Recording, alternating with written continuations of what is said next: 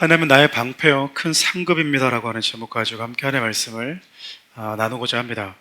우리는 지난 2주 동안 11조라고 하는 드림의 예배에 대해서 생각을 해봤습니다. 11조와 헌물이라고 하는 이 드림의 예배는 하나님이 내 삶의 주인이십니다라고 하는 아주 단순하고 또 지극히 마땅한 신앙 고백에 담겨져 있다라고 했어요. 그렇기 때문에 우리는 이 신앙 고백을 가지고 하나님께 드릴 수 있어야 된다. 그러나 우리가 이 땅을 살아가는 동안 끊임없이 재물이라고 하는 것은 재물로서 존재하는 것이 아니라 만몬으로서 우리의 삶을 지배하려고 하는 지속적인 영향력을 행사하려고 하기 때문에 우리가 주님 부르시는 그날까지 반복해서 지속적으로 드림의 예배를 통해서 재물에서 하나님께로 우리의 마음을 드리는 그 드림의 예배를 드릴 수 있어야 된다라고 이야기를 했습니다. 내 삶의 회복과 승리, 얻음 모두가 하나님으로부터 왔다라고 하는 그 신앙 고백이 11조와 우리가 드리는 물질에 담겨져 있어요. 그래서 제가 기도할 때 물질의 예배 이렇게 표현하는 것은, 물질의 경배 이렇게 표현하는 것은요, 우리의 삶도 드리지만 물질과 함께 주님께 예배 드린다고 하는 표현이 담겨져 있기 때문에 그렇습니다. 뿐만 아니라 우리는 지난 시간 그것도 살펴보았어요. 그러면 성경은 하나님의 것이라고 드리는 11조 헌물을 각각 어디에 사용하러 가셨는가? 정말 많습니다. 그런데 우리가 일부분만 살펴보았어요. 11조와 헌물은 이 땅에 존재하는 교회 공동체, 그 교회 공동체를 유지하는 데 하나님께서 사용하라고 하셨습니다. 여러분, 지금까지 담배가 몸에 안 좋은 줄 알면서도 담배가 버젓이 팔리는 이유가 뭔지 아십니까? 담배 회사가 돌아갈 수 있도록, 계속해서 유지될 수 있도록 많은 분들이 돈을 쓰고 있기 때문에 그래요.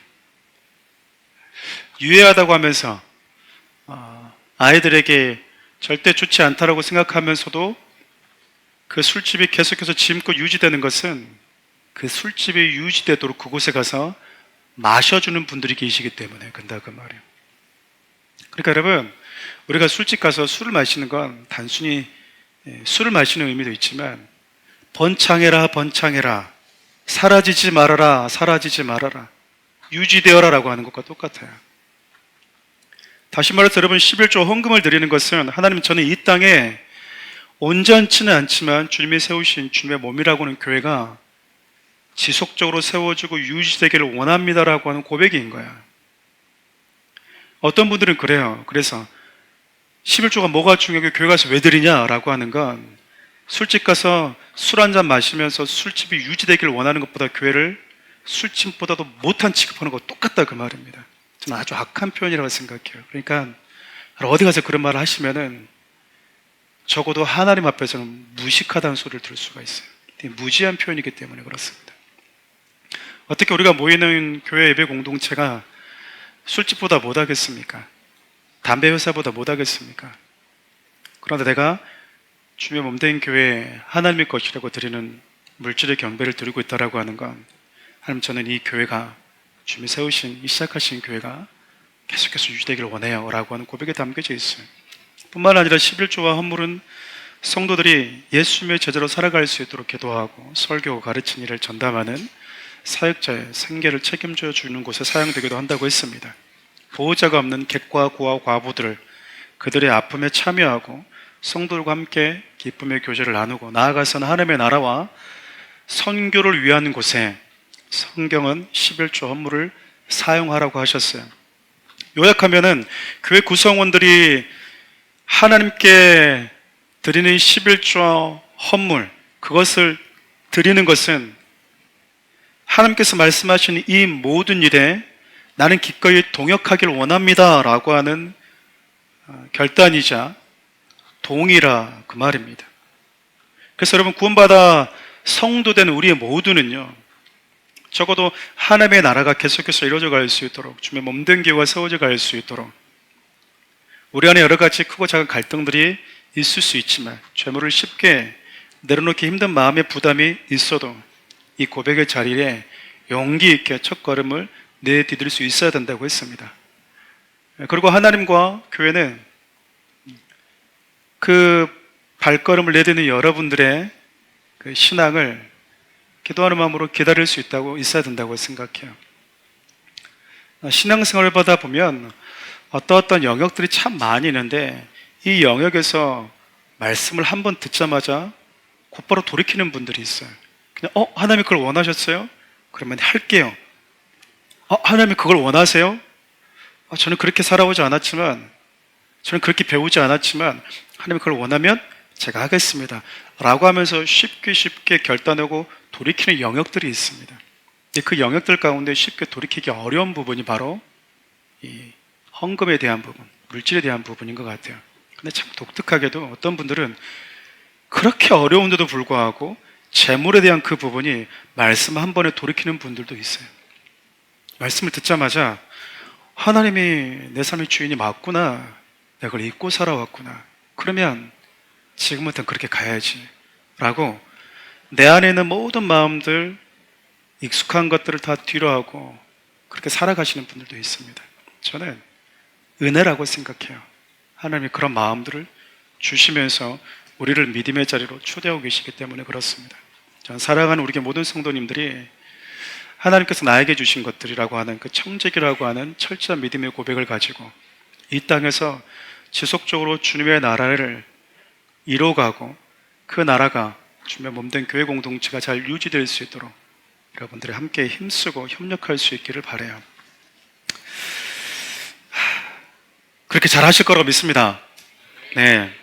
그리고 아브라함이 소돔 왕의 5개 연합군과 함께 힘을 써서 싸웠는데도 불구하고 패했던 그 그돌라움의 연합군의 그 전쟁에서 승리를 경험했죠.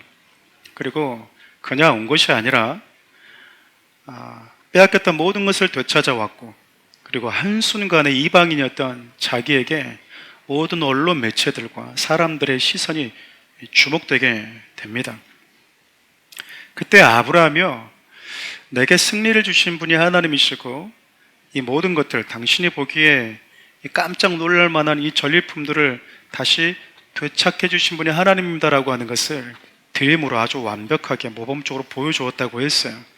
비록 자신이 여러분 이 싸움에서 얻은 것은 별로 없어 보입니다. 왜냐하면 아브라함은 싸워서 목숨을 걸고 갔지만, 그리고 승리하고 갔지만 거기서 얻은 것을 자기가 갖지 않았기 때문에 그래요. 그럼에도 불구하고 이방인이었던 자기 자신으로 인해서 자기가 머물고 있던 그 땅에 있는 사람들이 하나님이 주인이시고 하나님이 우리에게 승리를 주신 분이라고 하는 것을, 어쩌면 출애굽한 이스라엘 백성들이 가나안 땅에서 그 땅에서 보여줘야 될 삶을 그들의 조상인 아브라함, 그가 지금 먼저 보여주고 있는 거예요.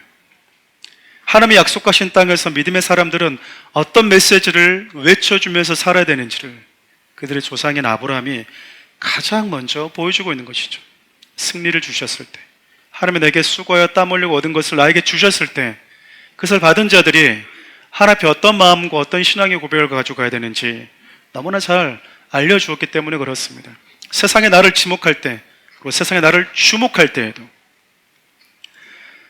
나를 나대게 하시는 하나님, 내게 승리를 주시는 하나님, 그분을 어떻게 세상 가운데서 그 한복판에서 보여주고 들려줘야 되는지를 아브라함, 이스라엘 조상인 그 아브라함이 너무나 모범적으로 보여줬다라고 하는 거예요. 여러분, 아브라함이 내 손에 얻은 건 없잖아요. 왜냐하면 소돔 왕이 내가 싸워서 얻은 거 네가 가져라라고 하니까 아브라함이 이걸 거절했어요. 그렇죠? 행여나 내가 하나님 앞에 지금 드렸던 이 신앙 고백에 조금이나마 금이 갈까봐,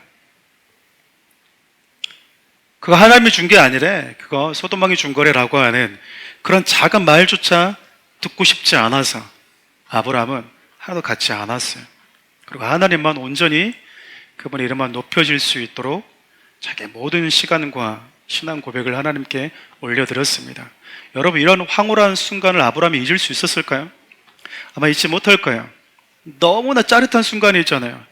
처음에는 조카 롯이 잡혀갔다라고 했던 그 소식은 암울했는데, 목숨을 걸고 가서 싸웠는데 이기고 돌아왔을 때 상상할 수 없는 금이 환영을 하고 돌아왔을 때, 그리고 그곳에서 나를 이곳에 보내신 하나님의 이름을 높여드릴 수 있을 때, 많은 사람들이 나를 통해서 하나님이 어떤 분이신지 알게 되었을 때, 어쩌면 아브라함의 이 소식을 듣고 이런 상황을 알고 하나님께 관심을 갖고 하나님께 돌아온 자들이 있지 않았겠습니까? 이게 여러분 얼마나 기쁜 일입니까? 내 삶 가운데 이런 일이 주어진다니 황홀한 일인 거죠. 어쩌면 인생에 한두 번 있을까 말까 한 그 영광스러운 사건을 아브라함이 경험하고 있어요. 그런데 오늘 우리가 읽었던 본문을 보면 전혀 14장의 내용과 다른 분위기로 시작이 됩니다. 우리 1절 상반절만 같이 한번 읽어볼까요?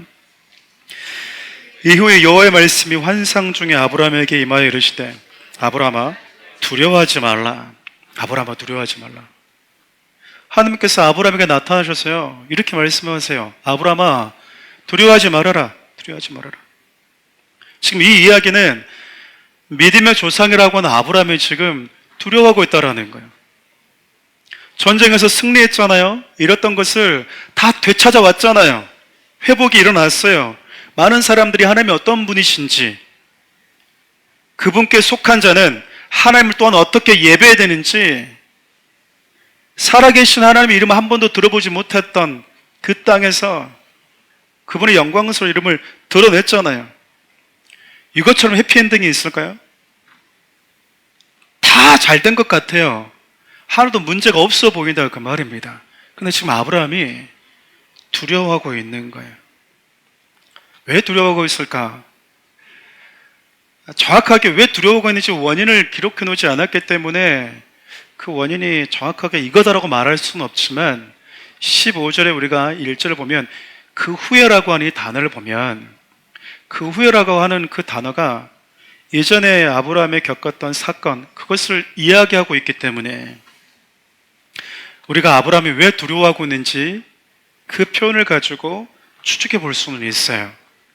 15장에서 말하고 있는 그 후에라고 하는 단어는 아브라함이 그돌라오멜 연합군과의 전쟁에서 승리하고 돌아왔을 때, 그래서 많은 사람들 앞에서 하나님의 살아계심을 드러내고 그분 앞에서 그분께 속한 자가 어떻게 하나님을 예배해야 되는지 가장 아름답게 보여주었던 그 이유를 의미할 거예요. 이 사건과 연관지어서 지금 아브라함이 두려워하고 있는 이유를 우리는 충분히 추측해 볼 수 있지 않겠습니까? 아마도 보복에 대한 두려움이지 않을까. 여러분, 자존심에 상할 대로 상하는 그돌라오멜이 지금 군대를 재정비하고 다시 전쟁이라도 걸어온다면 이번처럼 이길 수 있을까? 이번처럼 이길 수 있을까? 그들이 잠들어 있을 때 혹은 야밤에 기습해서 전쟁하고 승리하고 돌아왔는데 돌아오보니 하나님이 함께 하셨다고 얘기하는데 그 순간에 하나님이 함께 하셨는지 잘 모르고 그냥 자기는 밤이니까 기습해야 될 것 같으니까 추위에서 지금 다 떨어져 나가 있으니까 지금이 가장 적절한 시기라고 싸우면서 뛰어 들어갔는데 이긴 거거든요. 근데 멜기세덱이 자기를 맞으면서 그 승리를 주신 분이 하나님이라고 하는 해석을 받은 거예요. 싸우는 순간에 그 치렀던 그 현장에서 하나님이 어디 계셨는지, 어떤 방식으로 자기와 함께 하셨는지 정확하게 알 수가 없거든요. 그런데 멜기세덱이라고 하는 그 제사장이 선언하는 그 고백 앞에 아브라함이 하나님이 함께 하셨다고 고백할 수밖에 없었던 거예요. 왜냐하면 소돔왕도 못 해봤던, 소돔왕과 연합군도 못 해봤던 그 그돌라오멜 연합군을 어떻게 이기고 올 수 있었겠습니까?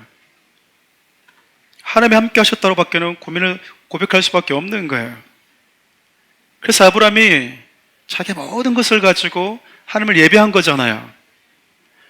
그렇게 금이 환영을 받고 축하를 받고 하나님을 찬양하고 모든 영광 주물로 받으시옵소서라고 이야기했는데 집에 딱 돌아오고 나니까 이제 혼자예요. 정신을 딱 차리고 보니까 그돌라오멜이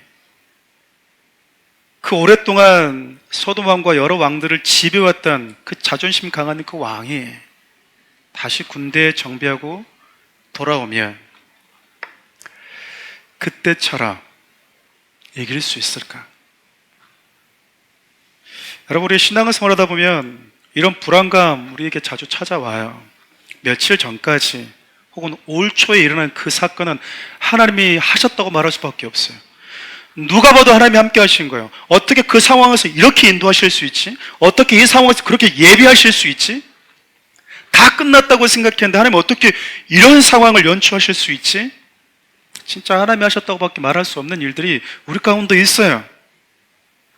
그 순간에 미흡하지만 하나님께 생하셨다고 고백하고 감사하고 영광도 돌리고 또한 사람들 앞에서 하나님이 함께 하셨다고 간증하고 내가 받은 그 감동을 또 나누기도 합니다. 그런데 문제는 오늘 나는 새로운 시간, 새로운 날에 직면하고 있다는 거예요. 새로운 사건 앞에 딱 직면하게 되면 우리도 똑같이 이런 생각을 가질 때가 많아요. 하나님은 어제처럼, 그때처럼 나와 함께 하실까? 그때 그 순간처럼 나를 왜 싸우실까? 그때 그 순간처럼 나를 건져주실까? 그리고 나는 그때처럼 다시 하나님을 예배할 수 있을까? 이런 마음들 우리 가운데 자주 찾아오잖아요. 마음은 믿고 싶고 한결 갖고 싶고 흔들리고 싶지 않은데 내 의지와 관계없이 두려움이 이미 내 마음에 들어와 버릴 때가 있어요. 이렇게 멋들어지게 하나님을 예배했거든요. 정말 멋있게 하나님을 찬양했어요. 나의 연약함도 고백하고 하나님의 살아계심도 얘기하고 하나님이 함께 하시니까 된다라고 도전도 했어요. 지금 나는 두려운 거예요.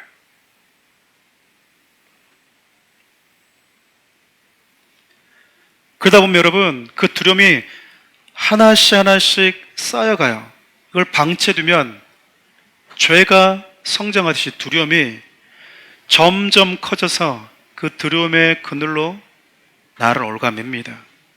그러면 여러 사람들이 어떤 행동을 하게 되냐면 눈에 보이지 않는 하나님보다 지금 현실 속에서 내게 힘이 되어줄 그 무언가를 찾아 헤매게 돼요.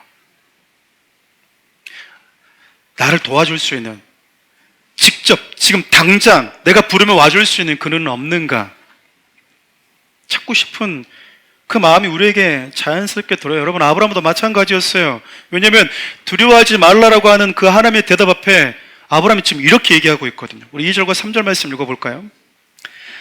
아브라함이 이르되 주 여호와여 무엇을 내게 주시려 하나이까? 나는 자식이 없사오니 나의 상속자는 이 다메섹 사람 엘리에셀이니이다. 아브라함이 또 이르되 주께서 내게 씨를 주지 아니하셨으니 내 집에서 길린 자가 내 상속자가 될 것이니이다. 여러분, 화려한 승리의 기쁨도 잠시 지금 덩그러니시면 혼자 남겨져 있는 느낌이잖아요. 행여나 보복이라도 해오면 어떡하지? 하나님 함께 해주실 건데 진짜? 그때와 같이? 그 정도로? 여러분, 지금 여러 복잡한 마음들이 지금 아브라함에게 지금 함께 섞여버린 거예요. 원인이 하나라고도 말하기 힘든, 원인이 복합적으로 여러 가지 섞여 있어 버린 거예요. 그 속에서 나에겐 자식이 없어요. 하나님께서 말씀하신 대로 본토 친척 아비집을 떠나온 나에게 가족도 없고 친척도 없고 나의 외로움에 함께 참여해 줄 수 있는 사람, 나의 두려움의 짐을 함께 져줄 수 있는 사람도 없어요. 왜죠? 내가 하나님 말씀 순종하면서 따라오다가 본토 친척 아비도 다 버려두고 왔잖아요. 지금 나한테 아무것도 없다고요. 하나님이 자식을 준다고 그랬는데 자식도 없어요.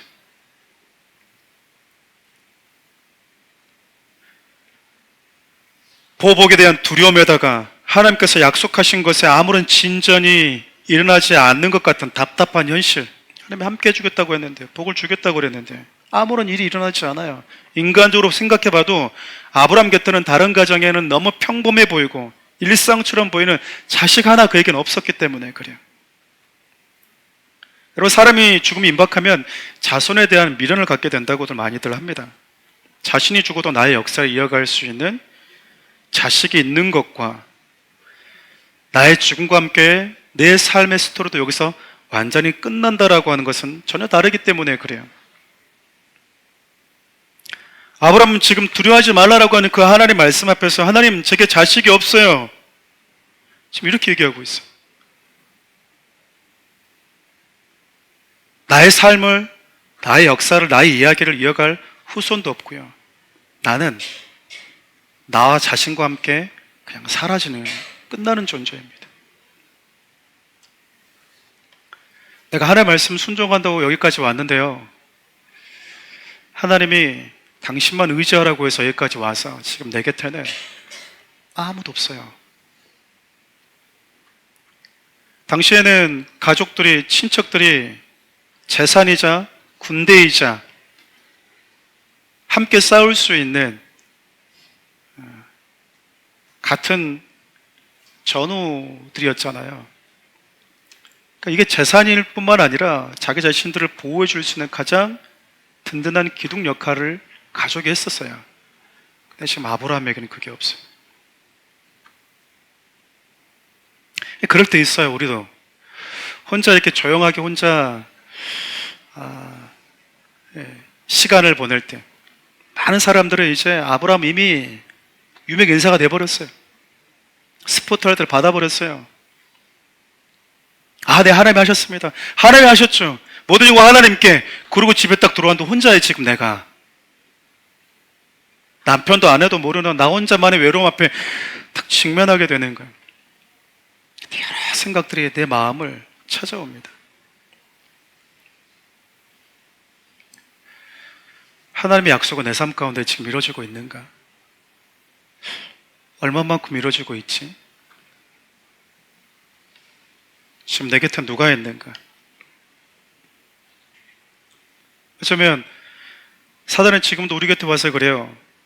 누군가에 거절당했을 때, 캐스팅 당하지 못했을 때, 나이가 들어 우리가 더 이상 이직을 할 수 없을 때, 더 이상 사회에서 나를 필요로 하지 않는다고 느낄 때, 철저하게 고립되어 있다고 느낄 때, 철저히 나 혼자다고 느끼게 된 이후에요, 두려움이라는 어둠을 가지고 나를 탁 감싸버립니다. 지금까지 하나님이 함께 오셨다고 하는 믿음이 있는데 이 다음 스텝에서는 하나님이 인도하실 것에 대한 믿음이 사라져버리는 거예요. 근데 뭐 먹고 살지? 뭐 하고 살지? 아무도 나를 기억하지 않을 텐데. 오늘까지는 하나님이 인도하셨다고 얘기를 했어요. 오늘까지는 하나님이 내 삶을 책임져 오셨다고 얘기를 했어요. 그러면 그 다음 스텝도 하나님이 동일하게 나를 인도하실 것 같은데 이 믿음이 나한테 지금 오지 않는 거예요.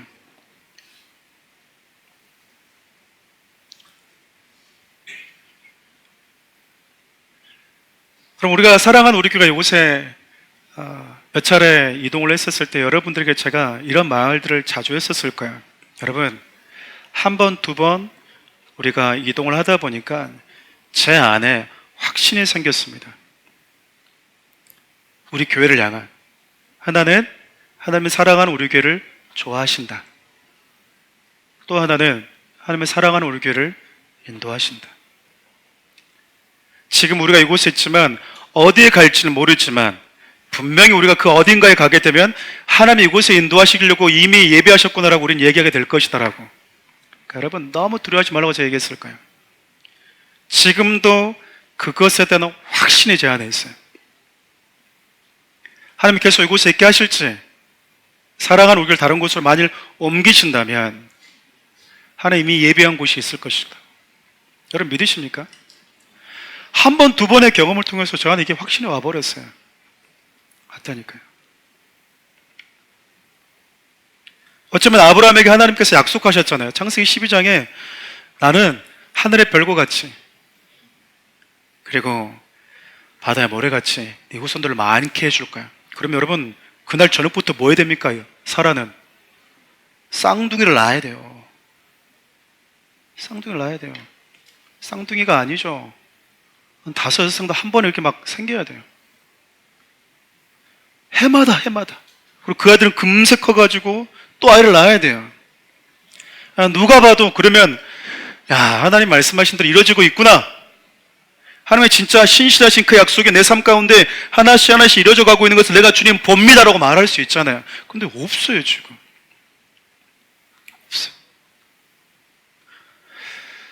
하나님이 지금 이 아브라함의 마음을 다 하셨던 것 같아요. 그 고민을. 하나님 아브라함을 책망하지 않으시잖아요. 믿음이 없어? 예수님의 제자를 책망하듯이 네 믿음 어디 있니? 라고 말하지 않으시거든요. 왜 아브라함이 지금 고민하고 있고 초조해하고 있고 두려움이 마음에 들어왔는지 하나님이 너무 잘 이해하시는 것 같아요. 저는 아브라함이 지금 말하고 있는 거 보면 하나님이 충분히 이해하지 않겠습니까? 아버지, 전 자식이 없어서 엘리에셀, 이 종을 그냥 제 후사로 삼겠습니다. 무슨 말이겠습니까? 하나님 저한테 안 줬잖아요. 아브라함이 착해 빠져가지고 하나님 앞에 투정 한번 못 부리는 것 같아요. 성격 나오잖아요. 우리 같으면 어떻게 얘기해요? 이제서 응답을 하십니까? 그동안 부르르 대답이 없더니 하고 싶은 말 많았어요. 적어놨어요. 1번 하나님 이게 서운해요? 그럴 수 있어요. 우리가 성격이 보이지 않아요, 여러분? 착해 빠졌어. 하나님 탓도 안 해. 나한테 어떻게 이럴 수 있습니까? 약속하셨잖아요 라고 말도 안 해. 그냥 그의 마음속에 나에게 죽을 고비에서 승리를 주신 그 하나님, 이방인이 나를 존귀케 만드신 그 하나님, 그분 나에게 약속하셨는데 이루어지고 있지 않아. 그 애들로서 지금 얘기하고 있어요. 자기 아무것도 없어요. 화도 안 내. 내가 거기 있으면 우리 친척들도 있었지. 지금 나한테 도움이 될 수 있는 사람 누가 있어요, 하나님? 나 혼자 된 거 당신 때문이잖아요. 그 맞는 말이잖아요, 하나님. 내가 한 게 뭐가 있어요? 내가 잘못한 거라고 하는 당신 말씀에 순종한 것밖에 없잖아요. 하나님의 하라고 한 대로 제가 한 것밖에 없잖아요. 근데 왜 내 삶이 이렇습니까? 왜 나는 이렇게 덩그러니 혼자입니까? 이 서운함들이 있지 않겠어요? 근데 아브라함이 그 한마디도 안 해요. 저는 이 본문 보면서 아브라함이 좀 착하다. 너무 착하다. 이 이야기는 자식 안 줘도 돼요, 하나님. 엘리에셀을 통해서 하나님 일하셔도 괜찮아요. 제가 아니어도 돼요. 그 얘기잖아요. 저 아브라함의 마음이 되게 우리 교회 성도들 같은 마음이 좀 많이 들었어요. 저 같고 우리 교회 성도들 같고 꼭 제가 아니어도 됩니다. 당신만 드러나면 되니까, 당신의 약속만 드러나면 되니까 제가 아니어도 얘로 대신해도 괜찮을 것 같아요. 근데 여러분 그렇게 말하고 있는 하나님, 아브라함에게 하나님이 어떻게 얘기하신 줄 아십니까? 두 가지를 얘기하시는데 우리 1절 말씀 다시 한번 읽어보겠습니다. 이후에 여호와의 말씀이 환상 중에 아브라함에게 임하여 이르시되 아브라함아 두려워하지 말라. 나는 내 방패요 너의 지극히 큰 상급이니라. 하나님은 두려워하고는 아브라함에게 두려워하지 말아라. 내가 너의 방패다. 내가 너의 지극히 큰 상급이다라고 말씀하고 계세요. 가장 먼저 하나님께서 아브라함에게 하신 말씀, 두려워하고 있는 그 아브라함에게 1차 처방이 뭐였냐면 내가 네 방패야. 그럼 방패가 뭔지는 아시지 않습니까? 저게 모든 공격으로부터 막아주고 보호해주고 지켜주는 거예요. 여러분 시편 121편을 보면 우리가 자주 부르는 거예요. 하나님은 너를 지키시는 자, 그가 너의 우편에서 그늘이 되시나니 낮의 해와 밤의 달도 너를 해치 못하리라. 수많은 사람들이 예루살렘 성을 에워싸고 있는 그 높은 산맥이 이스라엘의 성전을 보호하고 있다고 생각했거든요. 근데 시인은 그 산들이 아니라 하나님이 우리의 방패라고, 우리를 보호자라고 말하고 지금 있는 거예요. 하나님이 지금 아브라함에게 아브라함아, 너 자식이 네 방패가 아니고 네가 떠나온 너의 친척 가족이 너의 방패가 아니야. 그게 지금 너의 방패가 되어줬으면 좋겠지. 그런 방패라도 하나 있었으면 좋겠지. 다른 집, 다른 가정이 가지고 있는 그 일회용짜리 방패라도 있었으면 좋겠지. 근데 지금 그것도 없어서 너 힘들고 서운하고 속상하고 두렵지. 내가 네 방패가 되어줄게. 내가 네 방패야.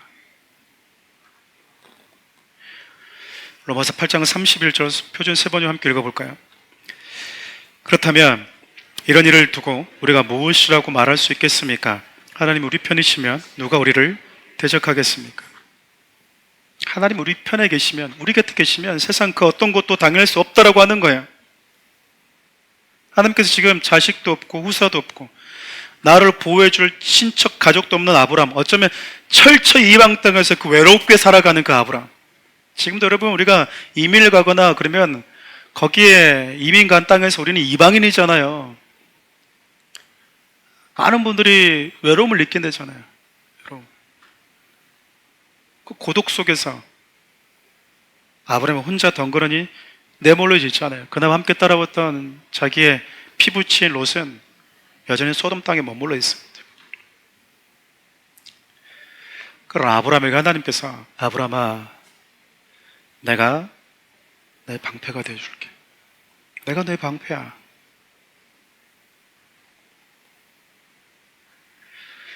다시 또 우리가 반복해서 살펴보겠지만 여러분, 아브라함이요 참 착해 빠지기도 했지만 하나님이 하신 말을 너무나 잘 이해하는 사람이에요. 말을 너무 잘 이해합니다. 그리고 하나님이 말씀하시면 다른 말이 없어요. 하나님 하신 말을 그냥 그대로 스펀지처럼 받아들여 버려요. 내 방패가 되어준다고요? 어떻게 해요? 어떤 방식으로요? 언제요? 표적 보여주세요. 아니, 그게 없어요. 이 이후에 아브라함이 두려웠단 말이 없어요. 내가 네 방패가 되어준다. 내가 너의 방패다. 이 한마디로 아브라함의 마음의 두려움은 없어지는 거예요. 사라지는 거예요. 저는 이것이 믿음의 사람과 믿음이 약한 사람의 차이라고 생각해요. 믿음이 좋은 사람의 체질과 믿음이 약한 사람의 체질을 보면 하나님이 한번 말씀하시면 그냥 그대로 그 받아들이고 믿어버린 분들이 있어요. 하나님이 그렇다고 하시잖아. 하나님 내 방패가 되어주신다잖아. 그러면 내 안에는 두려움 안녕? 하나님이 나와 함께 하신다는데 언제요? 어떤 방식으로요? 나와 함께 하신다고 그러면 내가 기도할 때 이거 할 건가요? 사인으로 이거 주세요. 확인하고 확인을 받아도 여전히 내 안에 믿음이 안 생기는 건 뭘까?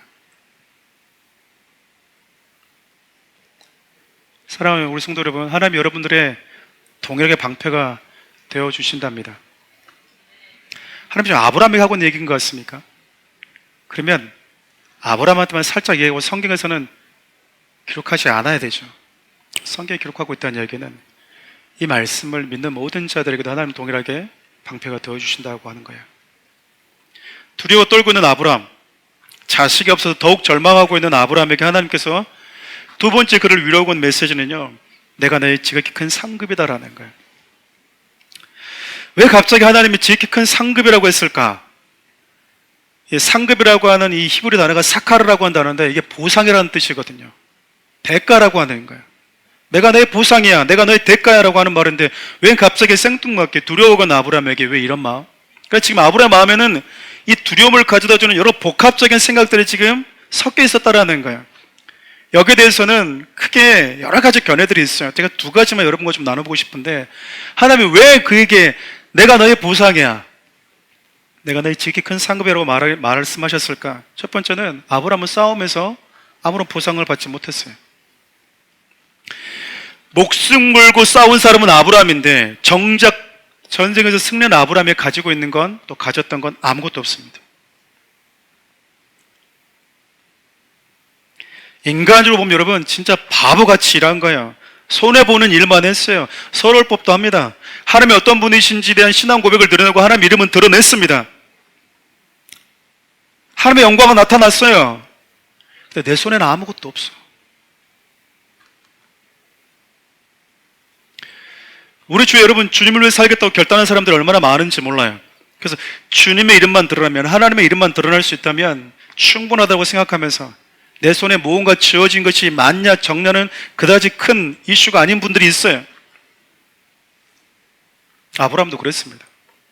소위 말하면 죽도록 남 좋은 일만 한 거예요.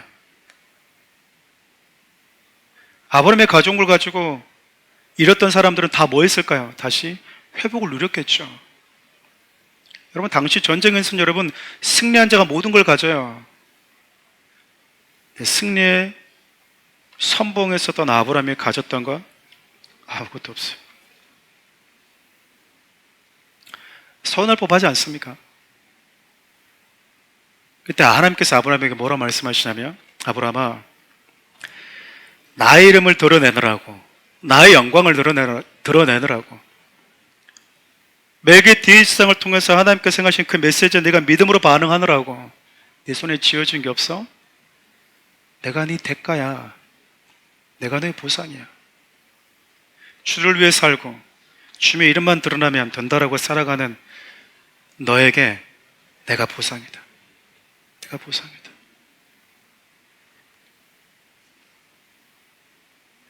여러분, 이거는 아브라함이 얼마나 큰 위로가 되었을까? 앞서 얘기했지만 내가 너 방패다라고 말하는 순간 아브라함은 더 이상 두려웠단 말이 없잖아요. 내가 너의 상급이다라고 말하는 순간 아브라함에게 이게 얼마나 큰 위로로 다가왔을까? 전쟁에서 얻은 그 전리품 어느 정도가 아니라 세상을 창조하신 그분이 지금 나의 보상이 되어주겠다잖아요. 그분이 친히 내가 되어주겠다잖아요. 이건 여러분 말도 안 되는 논리예요.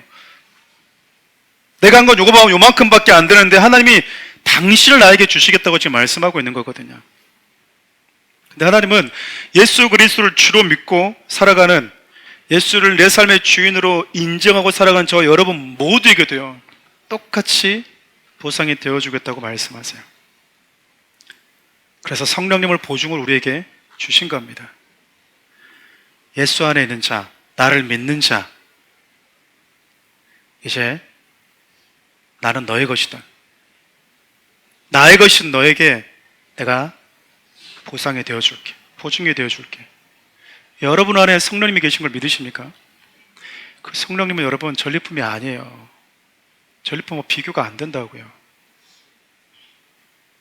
그분이 여러분 안에 계세요. 저는 이런 해석들은 예수 그리스도로 해서 참 많은 것들을 포기하면서 달려온 성도들에게 신앙적인 충분한 교훈을 준다고 생각합니다. 또 다른 해석은 여러분, 이 상급을 자식과 연관지어서 설명하고 있는 견해입니다. 하나님은 지금 아브라함의 모든 고민과 두려움의 출처를 알고 계세요. 알고 계신다고요. 그 하나님께서 아브라함에게, 아브라함아, 나는 너에게 땅을 약속했고 너에게 자손을 약속했다. 그런데 그 전에 이 모든 것을 약속한 나는 내 것이다. 저는 이 표현이 너무 좋습니다. 진짜 사랑하는 사람이 가는 표현이거든요. 하나님 우리에게 주신 약속도 소중하고요. 하나님이 나에게 주시는 부르심에 대한 소명도 소중하고 사명도 소중해요. 근데 여러분, 하나님보다 더 소중하지는 않아요. 언약이 성취되는 것보다 더 소중한 건 언약의 성취를 주신 그분이라고요. 하나님이 아브라함에게 지금 그 말씀을 주시고 계세요. 하나님이 약속하신 그게 아무것도 이루어지지 않고 있잖아요. 자식이 없잖아요. 언약의 성취도 이루어지고 있지 않잖아요. 그 전에 하나님이 당신을 우리에게 주고 계세요. 약속보다 더 중요한 건 그 약속을 하신 하나님이기 때문에 그렇습니다. 참 우리 안에 이런 고민들이 많죠. 100% 신앙적이지도 않으면서 100% 세상적이지도 않는 섞여 있는 그런 두려움과 고민들.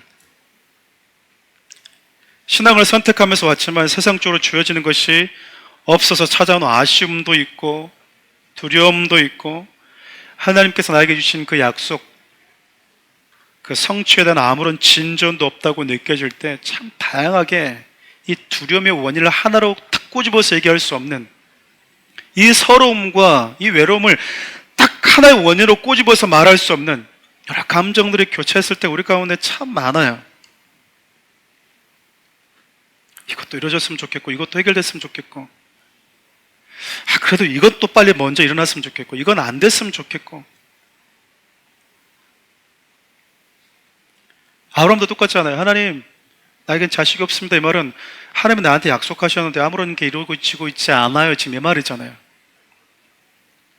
그때 하나님이 아브라함아, 너의 자손, 너의 후손이 너의 기업이 아니고, 세상 사람들은 얼마나 많은 자식이 있냐, 그 많은 자식을 보면서 자식 농사 이게 아니라 내 기업이야, 내 유업들이야, 이렇게 많어. 부러워? 아브라함 하나도 없잖아요.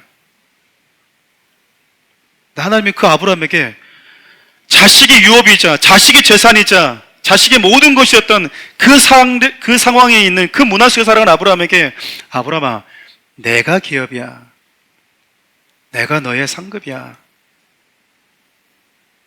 네가 사는 세상에 상급이라고 하는 개념과 보상이라는 개념이 어떻게 주어지는지는 모르겠으나 너의 상급은, 너의 보상은 내가 되어줄게.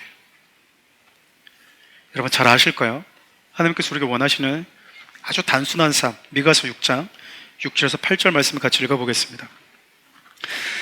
내가 무엇을 가지고 여호와 앞에 나아가며 높으신 하나님께 경배할까? 내가 번제물로 1년 된 송아지를 가지고 그 앞에 나아갈까? 여호와께서 천천의 순양이나 만만의 강물 같은 기름을 기뻐하실까? 내 허물을 위하여 내 맏아들을 내 영혼의 죄로 말미암아 내 몸에 열매를 드릴까? 사람아, 주께서 선한 것이 무엇임을 내게 보이셨나니 여호와께서 내게 구하시는 것은 오직 정의를 행하며 인자를 사랑하며 겸손하게 내 하나님과 함께 행하는 것이 아니냐. 여러분, 지금 미가서를 통해서 하나님께 우리에게 말씀하고 있는 게 이거예요. 내가 하나님께 어떻게 경배하면 하나님을 좋아할까? 어떤 예배를 가장 좋아할까? 1년 된 송아지 가지고 나아갈까? 최고일 거잖아요. 천천의 순양, 만만의 강물 같은 기름을 하나님 좋아하실까? 아니면 내 맏아들? 이걸 아예 그냥 하나님께 서원해서 드릴까? 내 몸의 열매들 그냥 다 주님께 드릴까? 하나님이 그게 아니라 우리를 원하신대요. 네가 나와 함께하는 삶, 네가 나와 동행하는 것, 그리고 기꺼이 나와 동행하길 원하는 나를 향한 그 사랑의 마음, 그 하나님을 사랑해서 하나님 말씀대로 살아가고자 하는 그 공의의 말씀을 지키려고 하는 그런 너의 마음, 그걸 원하신대요. 하나님은 당신의 사랑하는 자들에게 가장 원하는 것은요, 그분을 위해서 위대한 그 무언가를 행하는 게 아니래요. 왜냐하면 하나님은 충분히 위대한 분이시기 때문에 그래요. 충분히 위대한 분이세요. 하나님은 당신을 원하는 우리를 원하신대. 하나님께서 우리에게 하늘 보좌를 내려놓고 오신 이유는 그분은 우리에게 당신을 주길 원하셨다라는 거잖아요. 사랑하는 우리 성도 여러분, 앞서 얘기했던 것처럼 저는 아브라함의 이야기를 이렇게 조금씩 이렇게 묵상하면서 느끼는 건 참 아브라함의 믿음 좋은 사람이구나라고 하는 생각보다 아브라함은 하나님이 말씀하신 의도를 잘 이해했던 사람이구나라고 하는 게 더 크게 다가오더라고요. 전쟁에서 승리하고 돌아왔을 때, 사람들이 이목이 집중될 때, 빼앗겼던 걸 다 되찾아왔을 때, 떡과 포도주를 들고 자기를 맞이하는 멜기세덱의 그 말 한마디가 어떤 의미가 담겨져 있는지를 알고 시베를 들고 하나님을 예배했던 모습도 그렇고, 오랜 시간 동안 자기가 부름받은 그 순간부터 하나님이 그 하신 약속이 이루어지지 않아서 나를 부르셨으면, 가족을 떠나라고 하셨으면 가족을 줘야 되는데 가족 주겠다고 하신 그 하나님이 자식 하나 주고 있지 않아요. 그 시간이 오래 지났는데도 불구하고 아무것도 이루어지고 있지 않은 것 같은, 나는 늙어가고 있고 힘이 약해져 가고 있고 하늘은 지나가고 있는데, 그리고 언제 오늘 승리했던, 그리고 나에게 패했던 그가 재정배고 나에게 오면 또 어떻게 벌어질까? 내가 하나님을 의심하나? 여러 복잡한 마음이 내재되어 있을 때 하나님이 아브라함아, 난 너의 방패고 내가 내 보상이고 내 상급이다라고 하는 말, 그 메시지를 아브라함이 금세 또 이해합니다. 우리 6절 말씀을 읽고 오늘 본문을 마무리하려고 합니다. 같이 읽어볼까요? 아브라함이 여호와를 믿으니 여호와께서 이를 그의 의로 여기시고. 아브라함이요, 하나님 하신 말씀을 믿었대요. 여러분, 처음에도 믿었어요. 지금도 믿고 있어요. 처음 믿을 때도 아무런 일도 일어나지 않았어요. 지금 다시 믿기로 결단했을 때도 아브라함에겐 아무런 일도 일어나고 있지 않습니다. 그때나 지금이나 아브라함의 현실을 보면 똑같아요. 아무것도 없는 건 똑같다고요. 전과 다른 변화가 없었다, 그 말입니다, 여러분. 저는 하나님께서 이런 과정을 통해서 우리가 뭘 원하실까 생각해 보면, 우리는 자꾸 하나님이 나한테 주시겠다고 하는 그 약속이 그 어떤 것을 자꾸 원하는데, 어쩌면 그 약속이 나에게 주어지기 전에 하나님이 누구인지를 아는 게 더 중요하고, 하나님 그분을 원하는 게 더 중요하고. 여러분, 아브라함 보면 알겠잖아요. 여러분, 아브라함 몸에서 태어난 아들이요, 사라와 아브라함 몸에 태어난 아들이 이삭 하나밖에 없었어요. 그게 무슨 하늘의 별이가 바다에 모릅니까? 근데 아브라함 단 한 번도 하나님을 향해서 이게 하늘의 별입니까? 하늘의 별이 하나밖에 없어요? 바다에는 모래 알갱이가 하나입니까? 라고 말하지 않아요, 여러분. 믿어요. 믿는다고요. 하나님을 믿었다고요, 하나님을.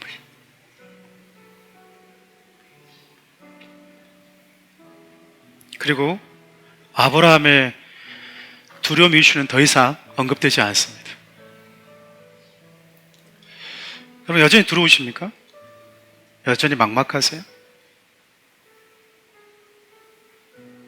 하나님이 우리에게 아브라함처럼 말씀하지 않기 때문인가, 아니면 믿고 있지 않기 때문인가?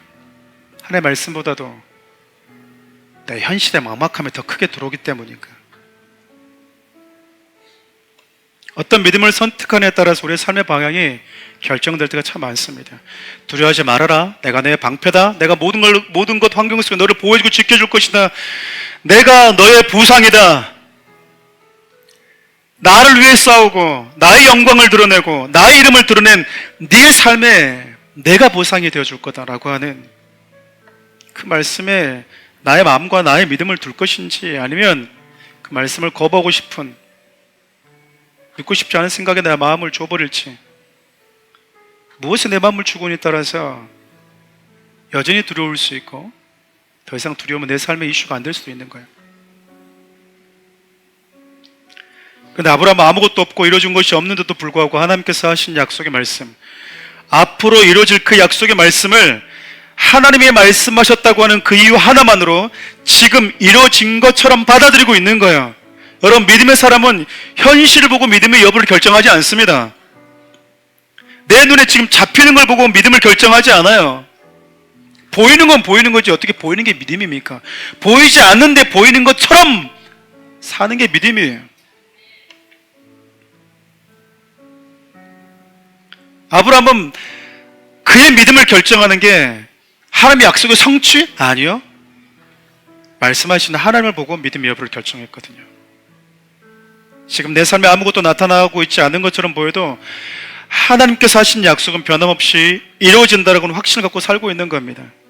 하나님이 내 곁에서 나의 방패가 되시고 나의 상급이 되실 때 우리 안에 두려움은 여러분 덤으로 사라지는 거예요. 여러분 마음에 어떤 두려움과 서러움, 초조함, 설명이 복잡한 답답한 마음들이 계시는 분들이 혹 있으시다면 오늘 주신 말씀을 좀 붙들었으면 좋겠어요. 오늘 2025년 마지막 주일입니다. 한치 오차도 없으신 하나님께서 참 우리에게 필요한 메시지를 주셨다는 마음이 들었어요. 어쩌면 우리 가운데는 2026년 내가 나아가야 될 그 길에 하나님은 여전히 함께 하실까? 그때처럼 정말 기적적으로 내 삶 가운데 개입하실까? 말도 안 되는 상황을 연출하시면서까지 내게 승리를 주실까? 그때처럼 지금도 내년에도 나의 필요를 채우시고 나의 삶을 인도하실까? 라고 고민하고 계시는 분들이 계시다면, 그래서 그 두려운 마음이 우리의 마음에 스멀스멀 그림자처럼 드리워지고 있는 분들이 계시다면, 오늘 하나님께서 아버님 주신 말씀을 다시 한번 여러 마음으로 받아들이셨으면 좋겠습니다. 아버님을 두려워하지 말아라. 나는 너의 방패고 너의 지극히 큰 상급이다. 오늘 이 1절 말씀에 아브라함아 너는, 이 부분에 여러분들의 이름을 넣어서 함께 읽고 고백하고 오늘 본문 말씀을 마치려고 합니다. 한번 읽어볼까요? 현이야 두려워하지 말아라. 나는 현이의 방패요 현이의 지극히 큰 상급이니라. 아멘. 우리 다시 한번 해볼까요? 현이야 두려워하지 말아라. 나는 현이의 방패요 현이의 지극히 큰 상급이니라. 마저 한 번만 더 읽어봅시다. 현이야 두려워하지 말라. 나는 현이의 하는 방패요 현이의 지극히 큰 상급이니라. 아멘. 우리 찬양으로 좀 주님께 올려드리도록 합시다.